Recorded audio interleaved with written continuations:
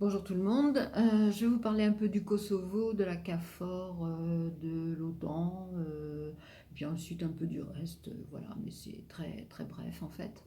Donc, je vous parle des tensions. Là, pour moi, je dis que le Kosovo, c'est une poudrière parce que ces tensions sont dues à la nouvelle politique frontalière que le gouvernement kosovar va mettre en place. Alors normalement, ça aurait dû être mis en place il y a un petit peu de temps là, mais justement, ça a créé énormément de tensions et c'est pour ça que le gouvernement kosovar a dit bon ben on va reculer en septembre pour mettre en place tout ça.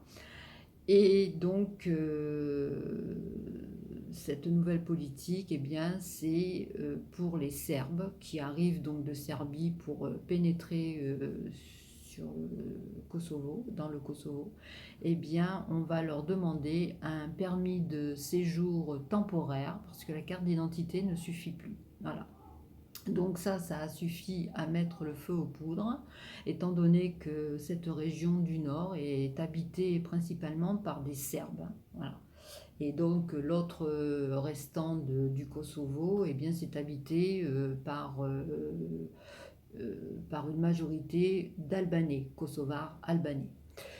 Alors, il y a eu des barrages qui ont été mis en place, il y a eu des manifestations, il y a eu même des tirs à l'arme lourde, et en plus, donc la CAFOR qui est là, hein, la CAFOR qui est une force militaire qui est là depuis 2008 à peu près, eh bien,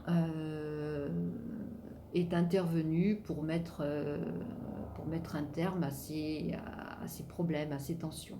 Voilà.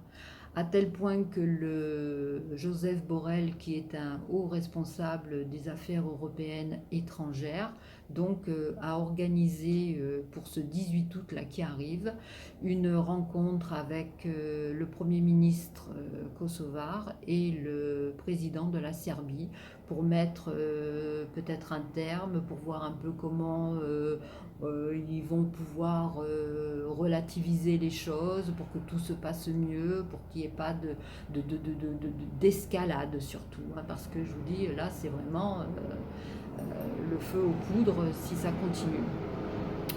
Alors aussi à la télé, là, on entend parler de plaques d'IMAT. Alors c'est une affaire qui date de très longtemps, ça. C'est en septembre 2021 où le gouvernement kosovar avait dit qu'il ne voulait plus voir sur le sol du Kosovo euh, une seule plaque IMAT serbe.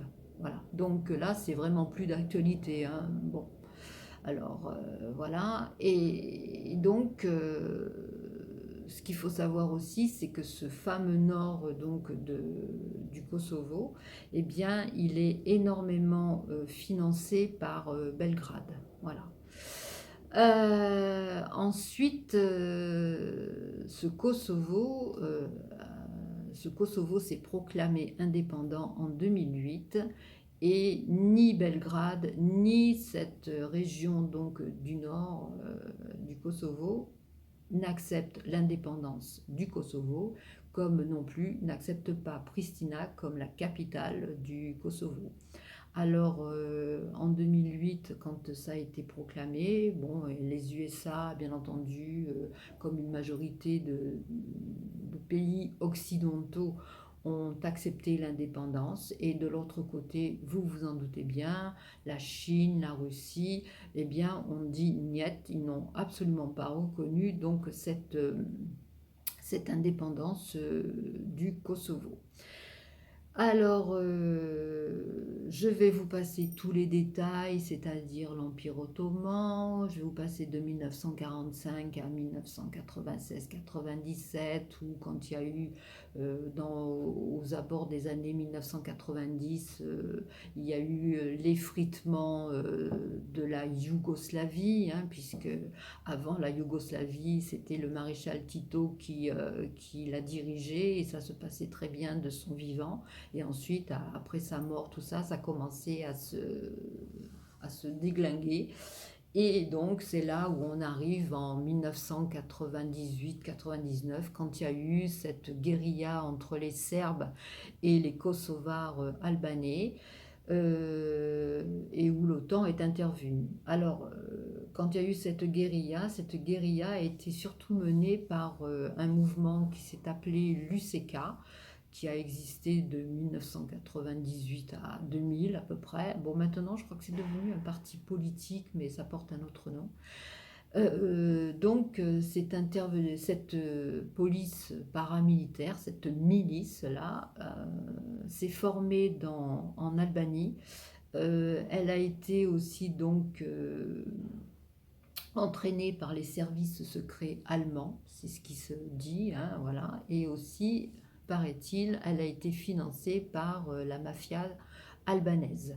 Voilà, donc quand ces tensions, ces combats, ces problèmes qui n'arrivaient pas à se résoudre en 1999, l'OTAN est intervenue par des bombardements. Alors, les forces otaniennes ont bombardé la Serbie, ont bombardé donc voilà, mais surtout Belgrade.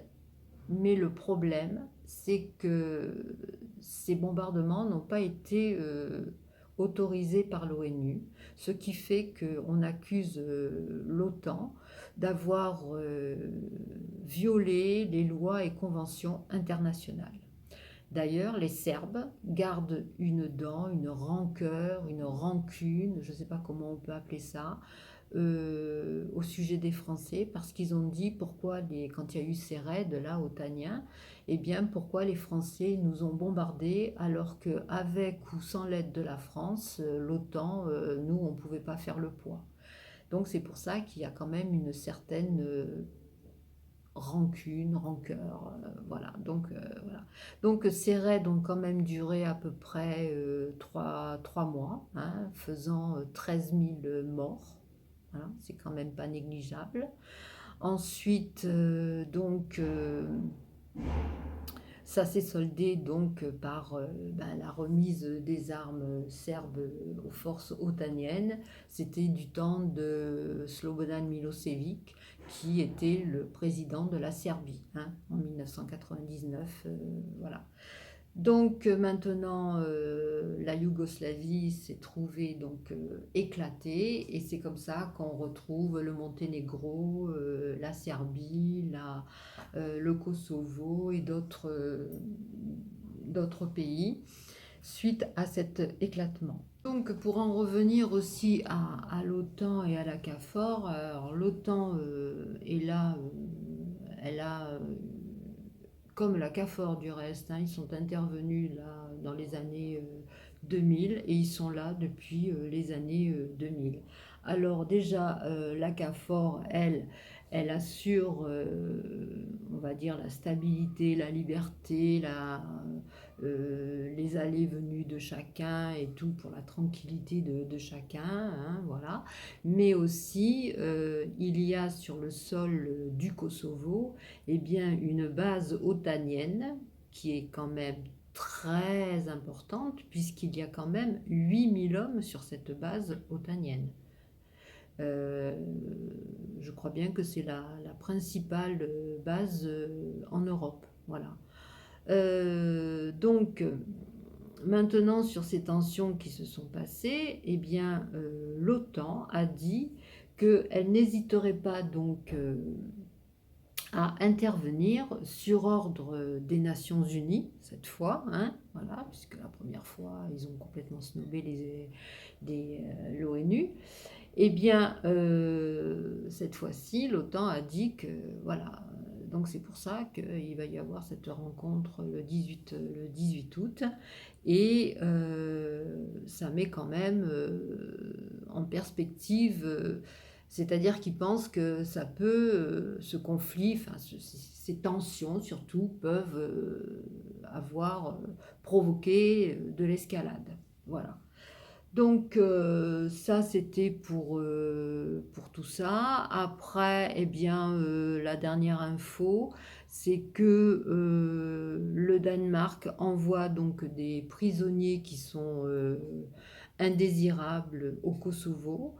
Je sais aussi que l'Angleterre en avait parlé, on en avait entendu parler concernant le Rwanda, où l'Angleterre voulait envoyer donc